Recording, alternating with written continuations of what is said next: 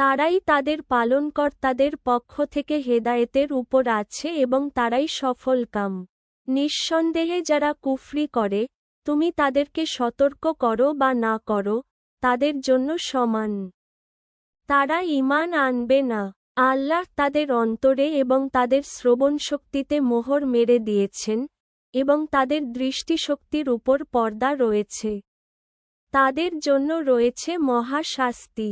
আর মানুষের মধ্যে এমন কিছু লোক আছে যারা বলে, আমরা আল্লাহ ও শেষ দিবসে ঈমান এনেছি, কিন্তু তারা ঈমানদার নয়।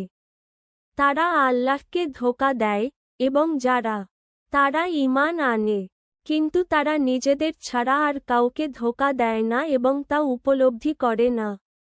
তাদের অন্তরে রোগ আছে, তাই আল্লাহ তাদের বৃদ্ধি করে দিয়েছেন। তাদের মিথ্যা বলার কারণে তাদের রোগ এবং যন্ত্রণাদায়ক শাস্তি থাকবে। আর যখন তাদের বলা হয়, পৃথিবীতে বিপর্যয় সৃষ্টি করো না, তখন তারা বলে, আমরা কেবল সংস্কারক। নিঃসন্দেহে তারাই বিপর্যয়কারী, কিন্তু তারা তা উপলব্ধি করে না। আর যখন তাদের বলা হয়, মানুষের মতো ঈমান আনো, তখন তারা বলে, আমরা কি ঈমান আনব যেমন মূর্খরা ঈমান এনেছে? নিঃসন্দেহে তারাই বোকা, কিন্তু তারা তা জানে না। আর যখন তারা মুমিনদের সাথে দেখা করে, তখন বলে, আমরা ঈমান এনেছি। আর যখন তারা তাদের শয়তানের সাথে একান্তে মিলিত হয়, তখন বলে, নিশ্চয়ই আমরা তোমাদের সাথে আছি।